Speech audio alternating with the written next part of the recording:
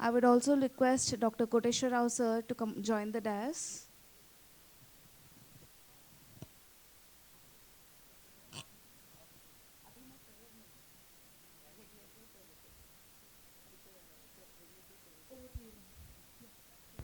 Over to you, ma'am. Over to you, sir.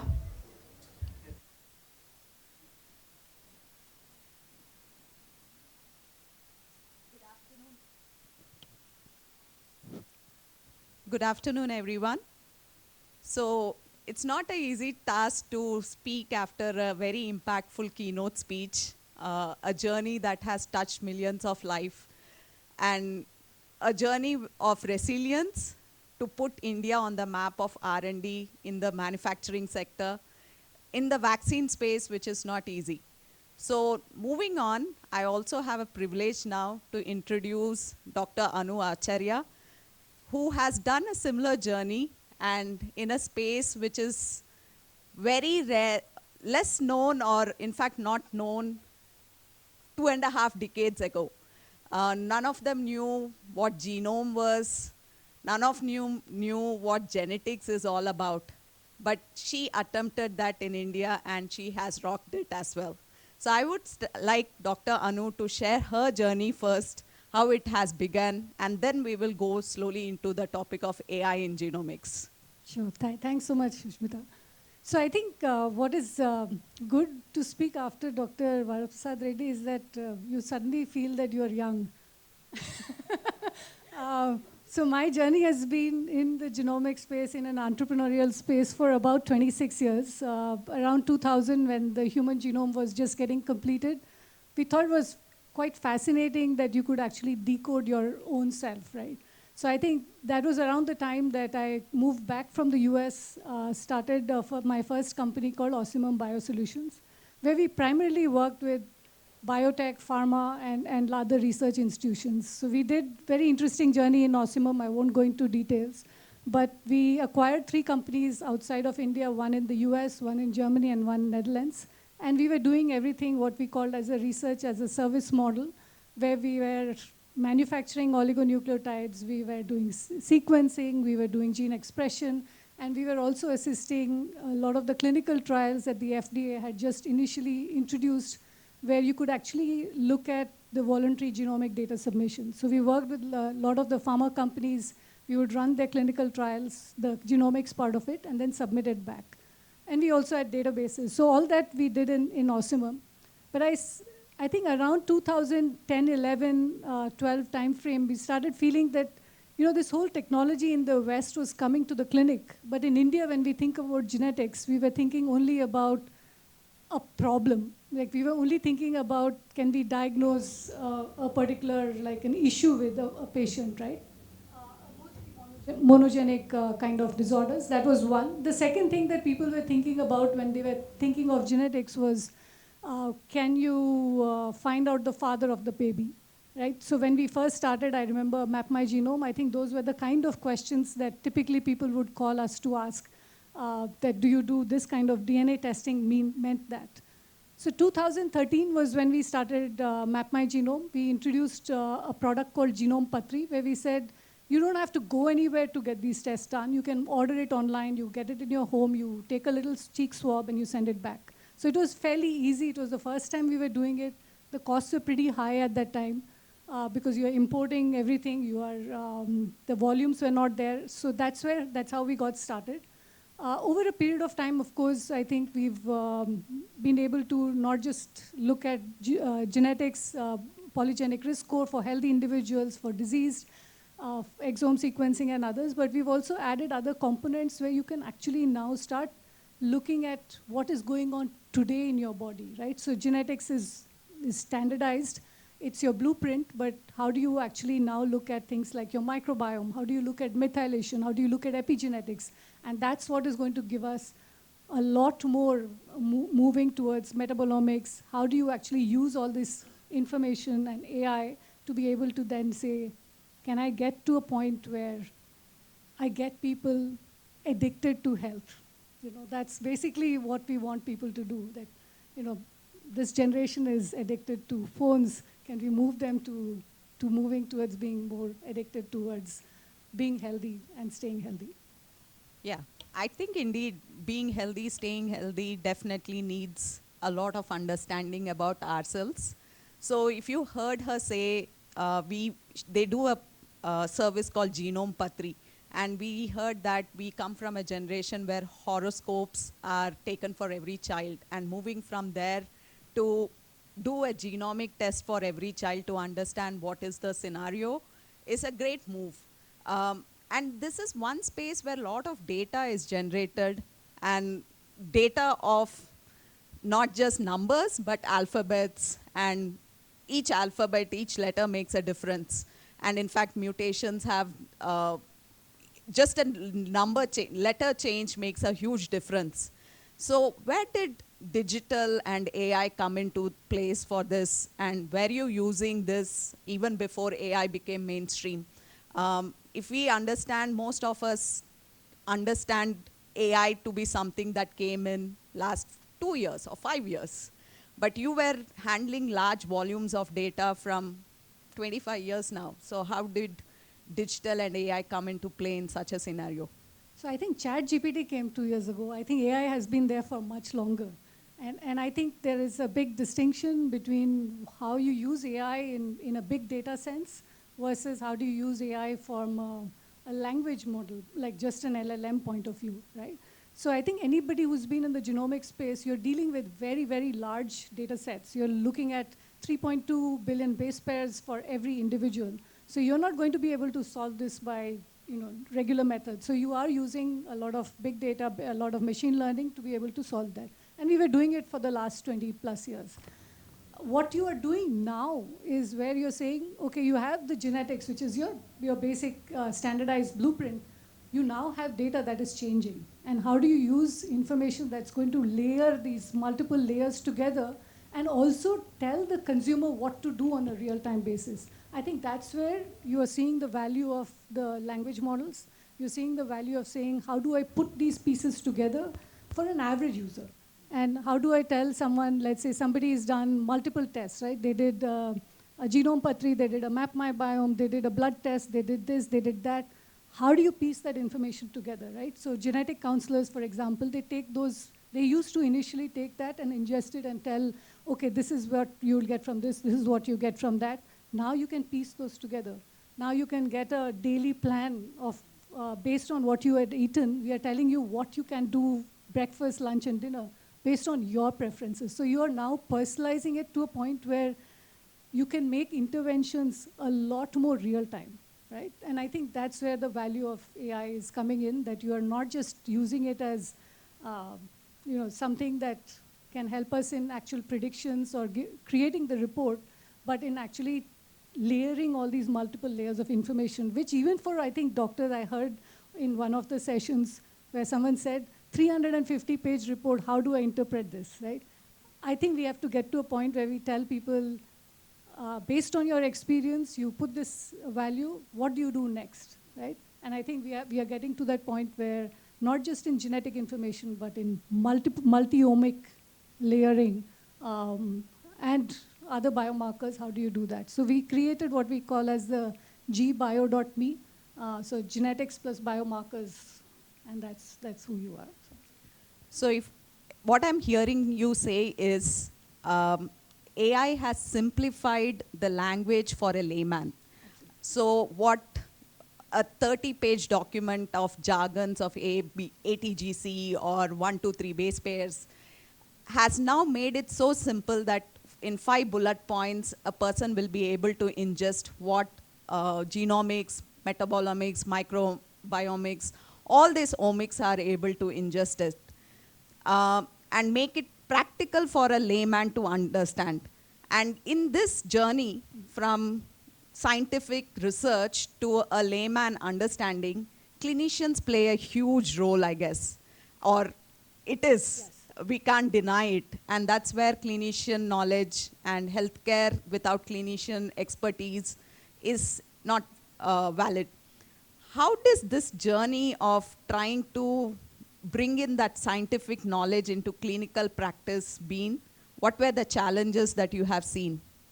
I think challenges are quite a bit, and I think it starts from the curriculum itself. I think the medical curriculum hasn't changed, even though science has really evolved. So I think that's the starting point of a lot of the challenges that we face. The second, of course, is clinicians in India especially see a lot of patients. They have to deal with the volume of patients that's there. And I think that's why it makes it even more important to be able to say, how do you use AI to sort of give them a more quick response to what is going on with that patient. Because otherwise, you're going to be having, you can't spend the 45 minutes, 1 hour with each patient, then you'll only see about 8 or 10 patients in a day. I think that's where the big challenge is. So I think with AI, today you can do that. But it is still a challenge because how do you train everybody? How do you take them away from what they normally do and then tell them that this is going to be better for you, right? Because these are tools. So what we are seeing though now is that we are seeing a big uptake, for example, in things like pharmacogenomics, because it is very easy for doctors to understand in part of their practice whether this drug works for the patient or not. It's something that is going to be very useful for them. So I think that became a first step where we did find that clinicians really accepting it. We are slowly starting to see that the polygenic risk scoring, where you are trying to get people to say, can I understand risk? Because initially they said, we don't want to deal with more information than there is. I think today that has changed. Microbiome is seeing a good uptake among clinicians because microbiome practically, I think, disrupts everything from on the clinical in the whole arena, right? Whether it is cancer, whether it is neuro or gut, anything else, I think there is a role to be played. But the one that we are seeing most interest from a curiosity perspective is the epigenetics, because it's basically showing how your organs are aging and things like that. So certainly we are seeing that the landscape has changed, but I think we need to either change the regulations, because if you change regulation, everything else will follow. If you say that you will be required to label drugs in a particular way that shows the pharmacogenetics, I think drug companies will do that, then the doctors will have to learn, and then everybody else will do. Right now, it is going the other way around. Right now, the consumer is driving that, right? The patient is driving that. And I think that is a good place to start, but it would be nice if we could have medical curriculum changed. It would be nice if we could have actual labeling of these things happening, because then it forces. When COVID came, everybody was forced to do certain things, and that's when we saw compliance. You will never see compliance unless you are either, it's part of your regulation, unless it is part of a curriculum, because people just think that their money is spent in other things, right? So I think that's where we'll have to make those changes to make it a lot more valuable. And I think it starts from, how do you allocate budget for a country, right? I think we heard Dr. Varaprasad saying that we are investing 0.5% in R&D. It's the same problem we have with the allocation on health. We spend so much money on treating, right? You're treating people after they have had, once someone is diagnosed with cancer, they're spending lakhs and crores, but they won't spend money at the beginning when you can actually make a change. So I think that's the problem. Where do you see that? I totally agree. Preventive disease doesn't have money there. We have heard multiple times in many forums that prevention of disease doesn't have money out there. Treatment has the money there. And also, predicting disease and understanding the risk is also not encouraged. And we, as a cultural as well, we try not to understand what are the risks that I have. I mean, we have had just normal blood biomarkers from such a long time, but very often we shy away from taking diagnostic tests. Periodic, even yearly annual diagnostic checkups are not our routine habits. So yes, though consumers are driving it, as per your experience, has there been segmentation in the consumer behavior who are really striving towards healthy living, longevity, aging well? We as a country are also moving towards an aging population. So is there a divide in the consumer behavior for uptaking such novel solutions? which has driven the clinical practice as well. What is your experience on that? Absolutely. I think there's a huge segmentation. And you'd see all the billionaires in the world, everybody wants to start a longevity company. And everybody is investing, whether it's somebody like a Brian Johnson who's spending $2 million a year on his own health, or otherwise, whether Jeff Bezos, everybody is there in this space.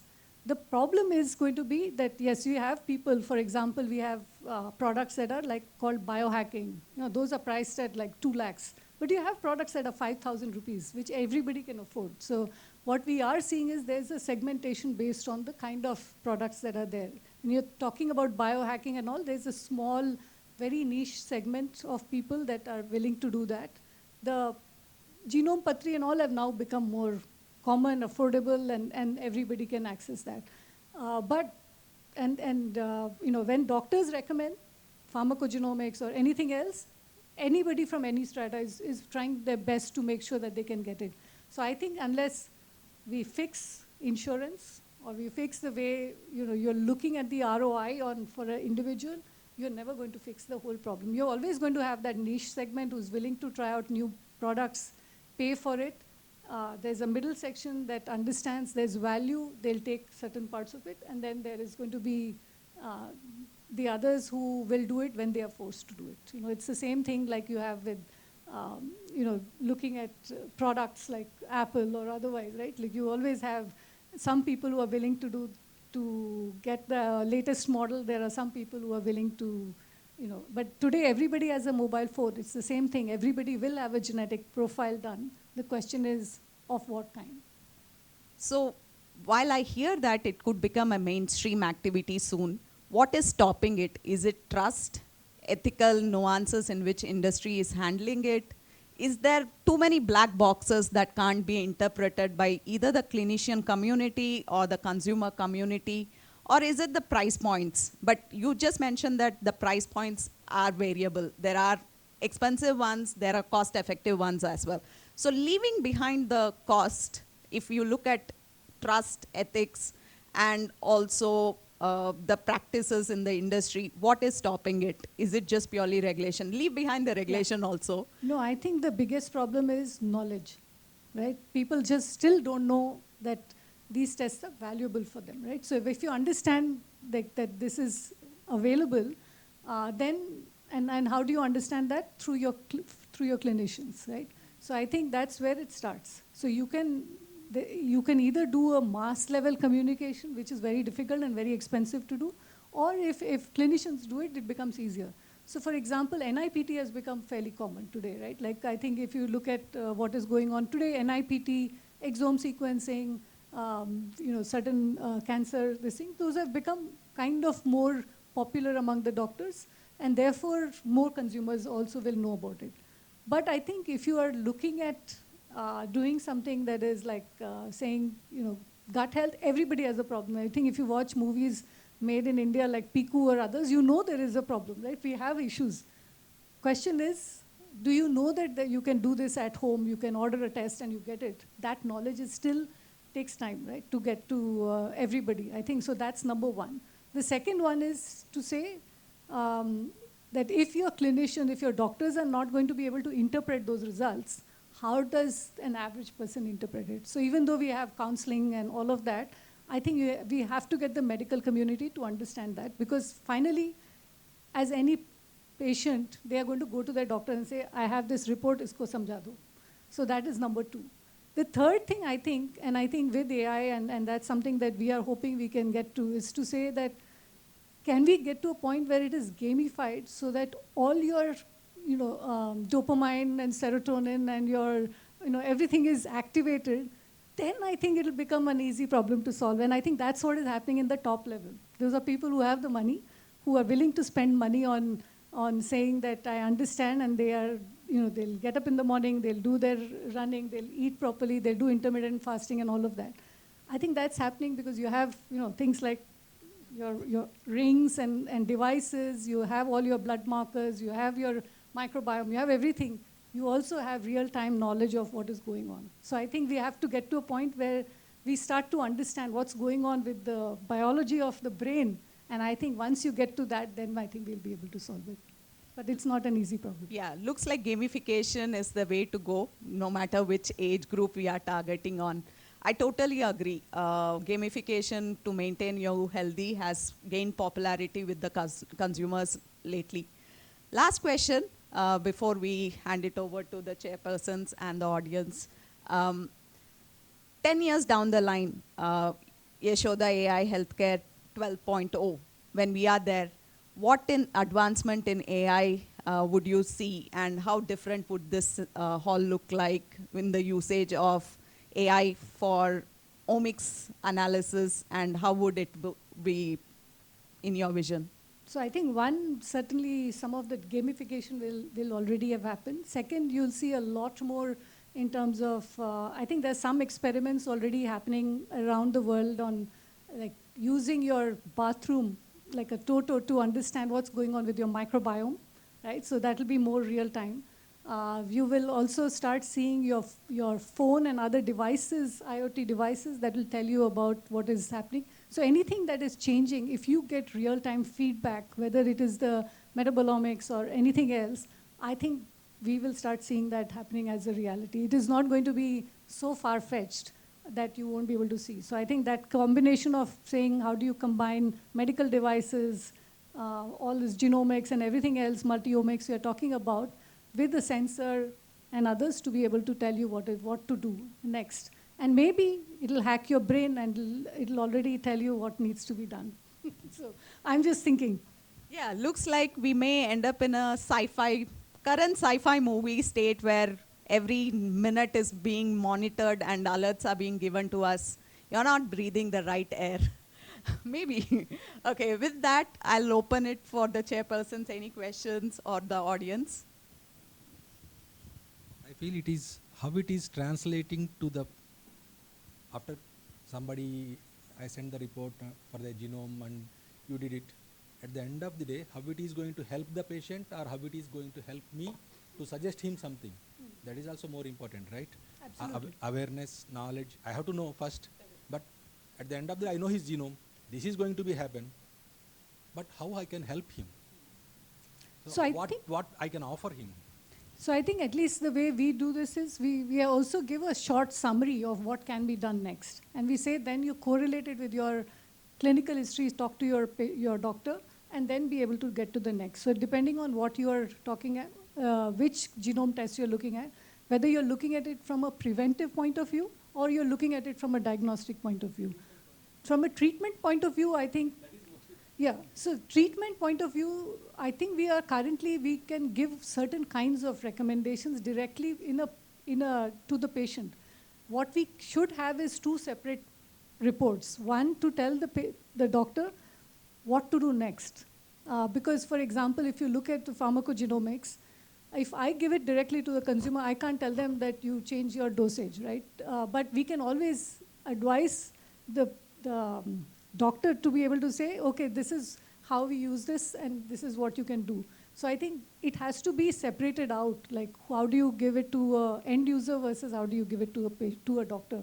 And in a doctor's case, I think if we are already doing some amount of it, but I think more of that will be in real time would be better. Because if you think about even pharmacogenomics, it's not just the one gene, because you'll have multiple drugs. You have multiple foods they're eating. So I think we have to use AI to be able to piece all of that together and then say, okay, now what, right? So I think we have to get to that point where we make it easy for doctors to say, how do you treat it next? Yeah. He has some entity, and then I found it out. And of course, genome is also. Any way I can help with an advancement. Whatever the current is there, there are something is happening in the current scenario, but anything which can be added by this genomic thing to the patient. That is my endpoint, right? So I think dosage information is one. There's others could be like what can be done with, in some cases, for example, we get a lot of people who are looking at advice for the next pregnancies, for example. Or they are coming to us with trying to understand, an unexplained symptom. So those kind of things, I think, are easier once you have all these data points in there. Like, okay, when I am in studies, when I am doing my studies, Human Genome Project was the, okay, in 1992, 2000 it happened, somewhere around that. Okay, so at that time we were in the dream of personalized medicine. In 2026, even I done my pharmacy, I done my clinical research, then I am doing all the AI stuff. Still, we struck it, the same medicine goes for all the patients with the same complication. When, okay, in your perspective, when we are going to change this particular thing, and when, okay, maybe coming in 5 years, coming in 10 years, what is your perspective of personalized medicine? I mean, we already have a product that looks at 100 and like 200 drugs, where we tell you what can be, like whether it is not going to be good for the patient, like red, blue, red, green, yellow, Okay. right? Simple, easy to understand. And that's like at 6,000, 7,000 rupees. So it's not even an expensive proposition for any doctor to be able to get for their patients. We are giving, and that's where I was saying that I can't actually say what dosage needs to be done, but we give a link to say this is the link you follow to be able to make that change. Based on the complication which the So particular basically, patient has? so if you take clopidogrel or any of these common medications, Okay. based on your genetic profile, Okay. you like the doctor can make those changes, right? So what we will do is we give a link. We say click on this, and then you are able to make those changes based on your CPIC, based on the guidelines. Now that's something I can't write in a report, but we can tell you what you can do to look at and get that. So already we are seeing a lot of psychiatrists use these pharmacogenomics products. We are seeing a lot more happening on the cardiovascular side as well, and others.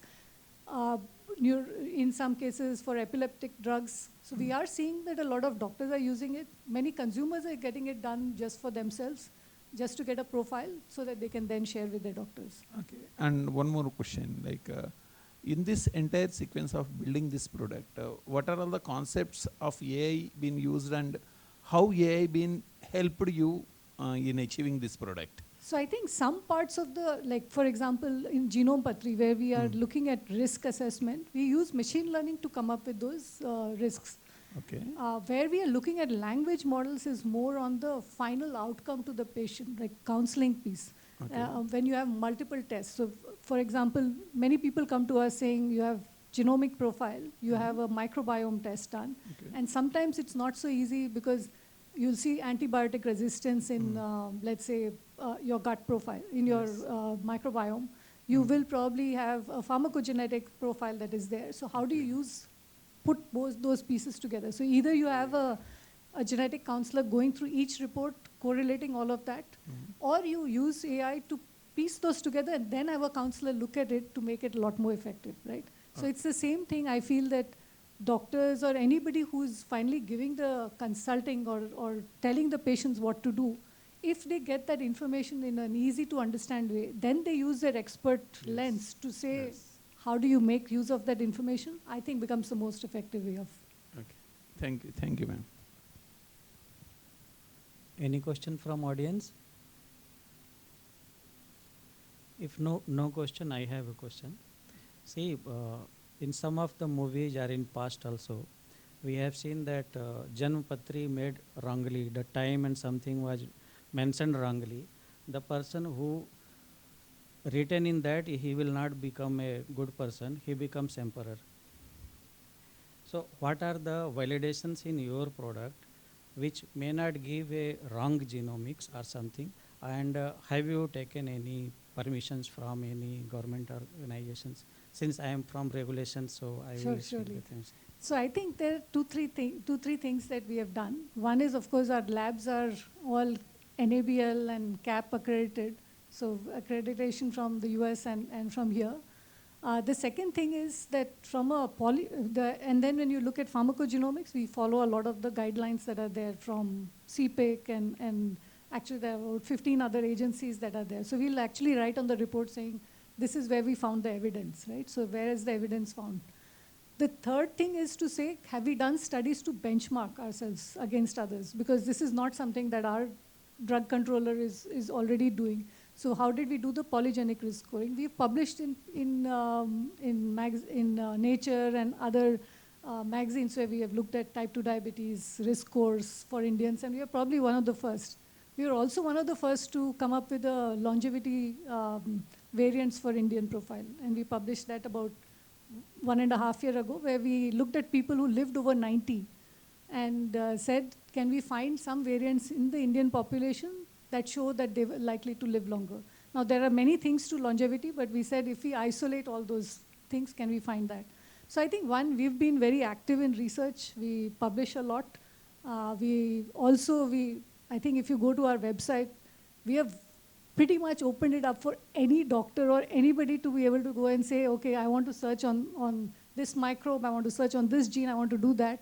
We'll give you all the information that is there. So we have made it as transparent as possible, because regulation will catch up at some point of time, but I think it's important for people to understand why they're doing something, and they want to know what to do about it.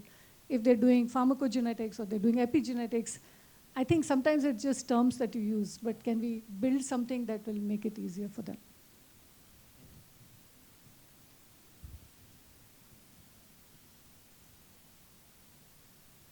So no questions in the audience either. You all understood everything, or